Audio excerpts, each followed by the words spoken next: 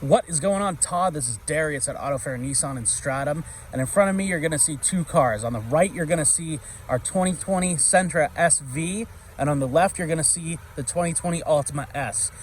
Now I wanted to put these two side by side since you had inquired about both and just kind of show you some of the similarities and the differences.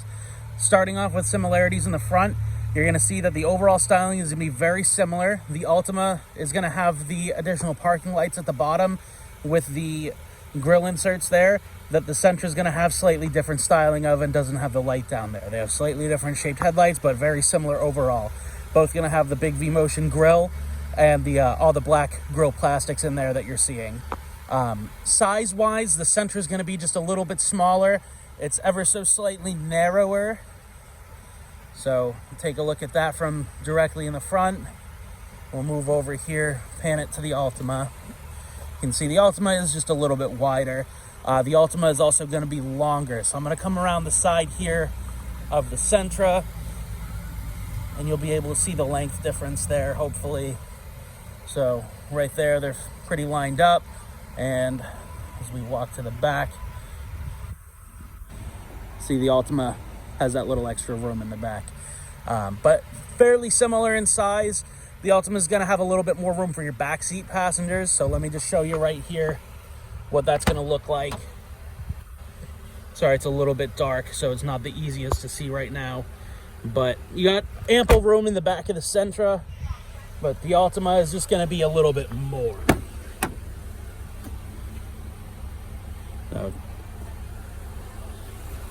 all right, so moving back, we're going to take a look at the trunk real quick, just show you the size difference between the two. So you got a nice big trunk in the Altima. Don't get me wrong, the Sentra's got a pretty good size trunk too, especially for being a little bit shorter of a car. But the Altima is just a tad bigger, being an overall bigger car. See that? Just a little bit shorter there in the depth, but that's just fine. You're also going to get two USBs in the back of the Altima in the back seat compared to one in the Sentra. So you can see down there, you get a Type A and a Type C.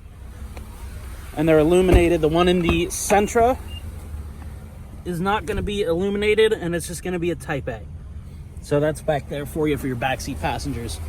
Sentra is going to have a 2-liter 4-cylinder engine paired with front-wheel drive.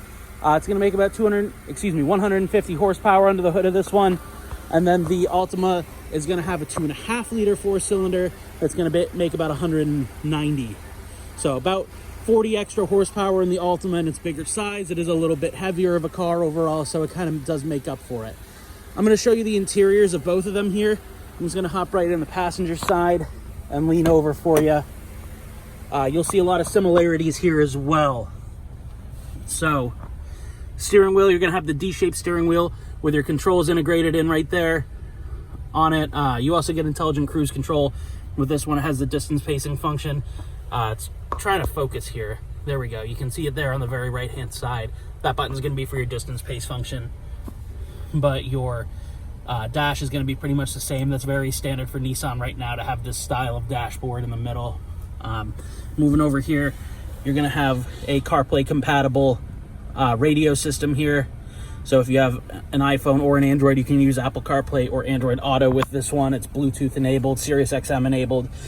The Sentra is going to get these round vents for your climate control, as well as dual zone climate up here. So you can see they're set to different temperatures, but you can sync them back up to be the same and then change them again. Down here, you're going to get a Type A, a Type C, and an aux plug-in. And then on here on your shifter, it's going to be pretty standard. And then this back little button here is going to be for your sport mode. I'm going to move it over to the Altima so you can see some of the differences there. So you're going to get that same style of steering wheel. The Altima does not have the intelligent cruise control function that the Sentra does. But the Altima is going to get a power seat instead of a manual seat for the driver.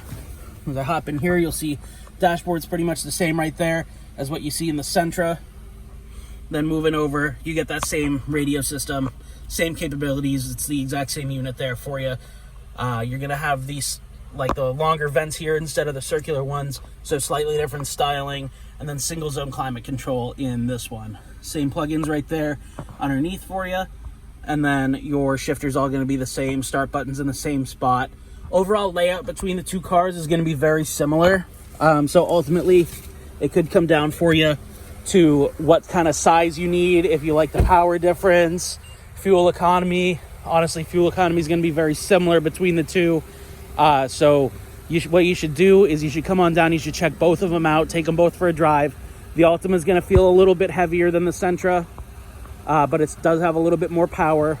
But ultimately, it depends on if your needs are more for just a commuter for work, if you're planning on putting a family in the back, what have you. So come on down, take a look at both, see what you like, explore some of the trim levels, because this is only one trim of each. This is a mid-grade Sentra, and this is a base Altima that you're looking at.